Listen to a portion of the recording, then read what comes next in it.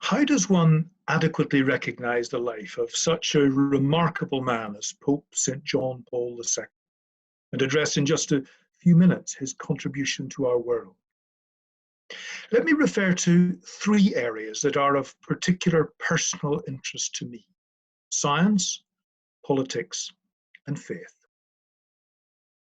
The work of scientists and the importance of their contribution to the search for truth as a twin sister of the search for faith was a priority for him all through his papacy.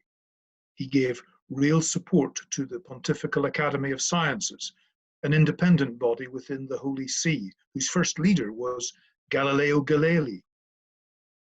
Pope John Paul II took an active interest in the Academy, updating its statutes and increasing the number of academicians.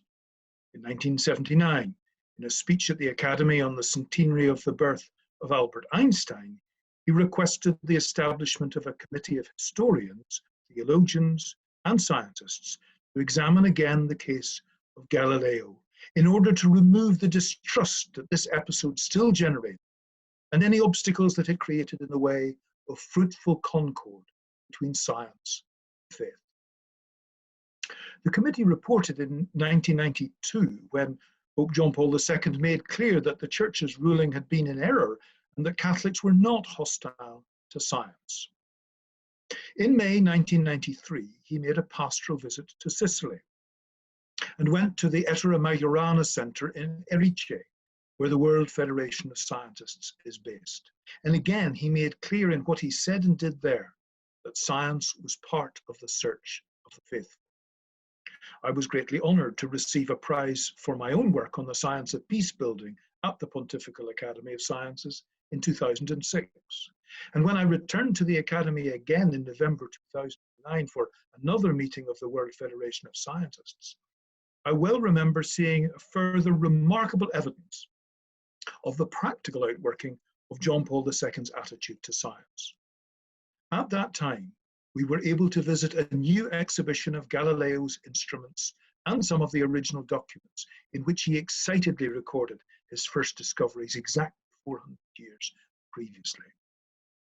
But what was so significant was that the exhibition was not held in a museum or a gallery, but in a church, the extraordinary Basilica of St. Mary of the Angels and the Martyrs in Rome. Another demonstration of John Paul II's commitment to seeing faith and science as both being part of the search for truth.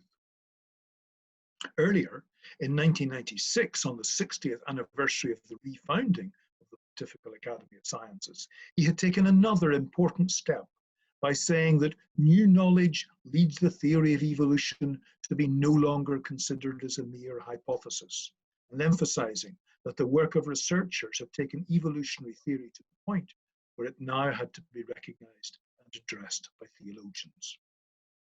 And there was more.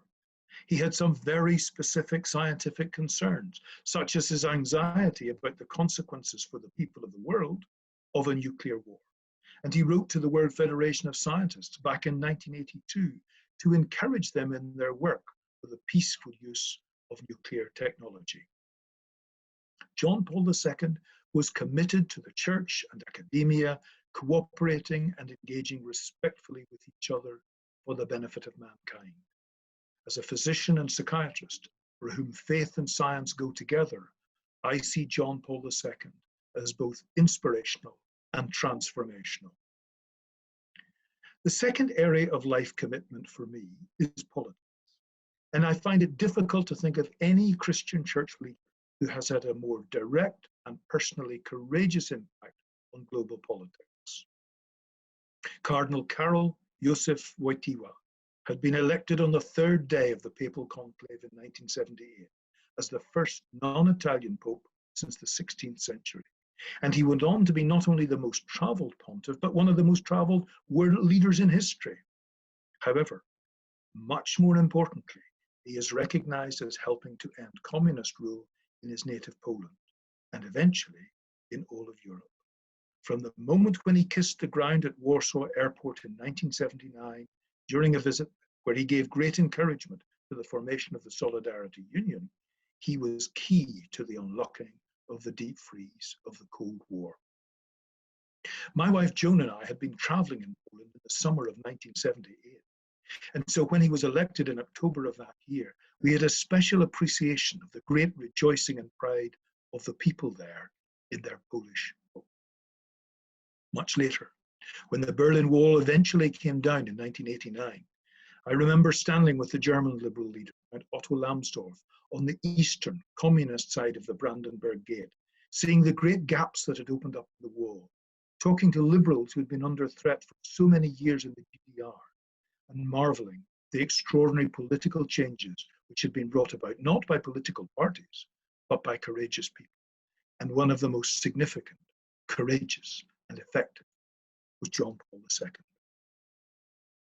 Of course, the driving force of his life was his faith, which was an ongoing engagement with others who were searchers, even when they came from other cultural backgrounds. So it is no surprise that when in 1962 at the Second Vatican Council, he met Brother Roger, the founder and leader of the ecumenical community at Taizé in France, they became firm friends. He was the young auxiliary bishop of Krakow, and Roger Schutz was the son of a Swiss Calvinist pastor.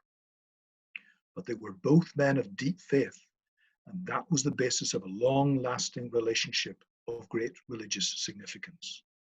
Later, as Archbishop of Krakow, Monsignor Wojtyła visited Taizé twice in 1964 and 1968.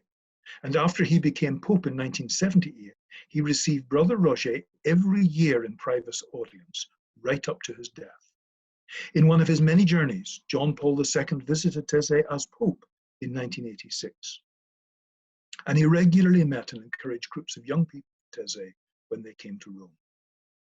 In my own journey of faith, Taizé has occupied a very special place and has had a hugely important influence in my life. So while I come from a different Reformed Christian tradition and diverge considerably from John Paul II theologically, that faith connection in Taizé is of deep personal and spiritual significance. So, as I reflect on the centenary of the birth of Pope St. John Paul II, that Taizé connection with its ecumenical commitment, the scientific links through the World Federation of Scientists and the Pontifical Academy of Sciences in Rome, and my political appreciation of a liberal as what he achieved in bringing an end to communism in Europe, all leave me remembering the life, witness, and leadership of Pope St. John Paul II in faith, science, and politics with profound gratitude and appreciation.